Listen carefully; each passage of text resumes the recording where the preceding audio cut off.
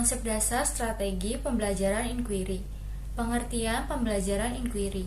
Strategi pembelajaran inquiry adalah strategi pembelajaran yang mempersiapkan siswa pada situasi untuk melakukan eksperimen sendiri, sehingga dapat berpikir secara kritis untuk mencari dan menemukan jawaban dari suatu masalah atau pertanyaan. Ciri utama strategi pembelajaran inquiry. Yang pertama, strategi menekankan kepada aktivitas siswa secara maksimal untuk mencari dan menemukan inti dari pembelajaran itu sendiri. Yang kedua, seluruh aktivitas yang dilakukan siswa diarahkan untuk mencari dan menemukan jawaban sendiri.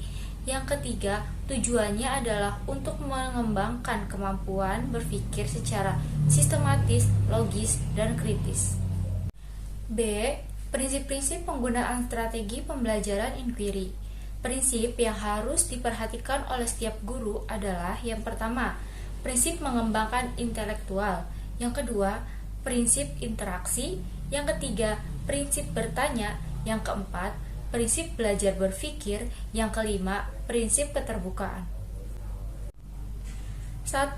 Prinsip pengembangan intelektual. Artinya, tujuan utama strategi pembelajaran inquiry adalah pengembangan kemampuan berpikir. Dengan demikian, strategi pembelajaran ini selain berorientasi pada hasil pembelajaran, juga berorientasi pada proses pembelajaran. Yang kedua, prinsip interaksi. Proses pembelajaran yang pada dasarnya adalah interaksi, baik pada siswa, pada guru, bahkan pada lingkungan. Yang ketiga, prinsip bertanya.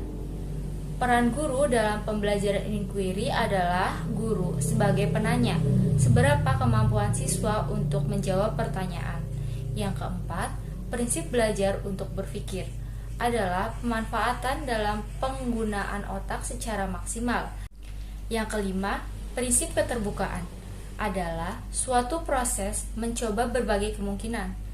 Tugas guru adalah menyiapkan ruang untuk memberikan kesempatan kepada siswa untuk mengembangkan hipotesisnya dan secara terbuka membuktikan kebenaran hipotesis yang diajukannya. C. Langkah-langkah pelaksanaan strategi pembelajaran inquiry. Secara umum, proses pembelajaran inquiry dapat dilakukan dengan mengikuti langkah-langkah sebagai berikut. Yang pertama, orientasi. Pada langkah ini, guru mengondisikan siswa agar siap melaksanakan proses pembelajaran dengan cara merangsang dan mengajak siswa untuk berpikir memecahkan masalah. Langkah orientasi ini merupakan langkah yang sangat penting karena keberhasilan pembelajaran inquiry sangat tergantung pada kemauan siswa untuk beraktivitas menggunakan kemampuannya dalam memecahkan masalah. Yang kedua, rumuskan masalah. Pada langkah ini, guru membawa siswa pada suatu persoalan yang mengandung teka-teki. Persoalan yang disajikan adalah persoalan yang menantang siswa untuk berpikir memecahkan teka-teki itu. Proses berpikir dan mencari jawaban teka-teki itulah yang sangat penting dalam strategi inquiry. Oleh karena itu, melalui proses tersebut, siswa akan memperoleh pengalaman yang sangat berharga sebagai upaya mengembangkan kemampuan mental melalui proses berpikir. Yang ketiga, kemampuan hipotesis. Kemampuan atau potensi individu untuk berpikir pada dasarnya sudah dimiliki sejak individu itu lahir. Potensi berpikir tersebut dimulai dari kemampuan setiap individu untuk menebak atau mengira-ngira berhipotesis dari suatu permasalahan. Salah satu cara yang dapat dilakukan guru untuk mengembangkan kemampuan berhipotesis pada setiap anak adalah dengan mengajukan berbagai pertanyaan yang dapat mendorong siswa untuk merumuskan jawaban sementara atau dapat merumuskan berbagai perkiraan kemungkinan jawaban dari suatu permasalahan yang dikaji. Yang keempat, mengumpulkan data. Dalam pembelajaran inquiry, mengumpulkan data merupakan proses mental yang sangat penting dalam pengembangan intelektual. Proses pengumpulan data bukan hanya memerlukan motivasi yang kuat dalam belajar, akan tetapi juga membutuhkan ketekunan dan kemampuan menggunakan potensi berpikirnya. Oleh sebab itu, tugas dan peran guru dalam tahap ini adalah mengajukan pertanyaan-pertanyaan yang dapat mendorong siswa untuk berpikir mencari informasi yang dibutuhkan. Yang kelima, menguji hipotesis. Menguji hipotesis adalah proses menentukan jawaban yang dianggap diterima sesuai dengan data atau informasi yang diperoleh berdasarkan pengumpulan data. Yang terpenting dalam menguji hipotesis adalah mencari tingkat keyakinan siswa atas jawaban yang diberikan. Yang keenam, merumuskan kesimpulan. Merumuskan kesimpulan adalah proses mendeskripsikan temuan yang diperoleh berdasarkan hasil pengujian hipotesis. Kadang, banyaknya jawaban yang diperoleh menyebabkan kesimpulan yang diputuskan tidak fokus terhadap masalah yang hendak dipecahkan. Karena itu, untuk mencapai kesimpulan yang akurat, guru mampu menunjukkan pada siswa data mana yang relevan. D. Keunggulan dan kelemahan strategi pembelajaran inquiry.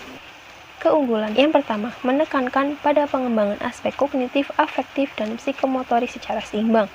Yang kedua, siswa menjadi aktif dalam mencari dan mengolah sendiri informasi. Yang ketiga, siswa mengerti konsep-konsep dasar dan ide-ide secara lebih baik.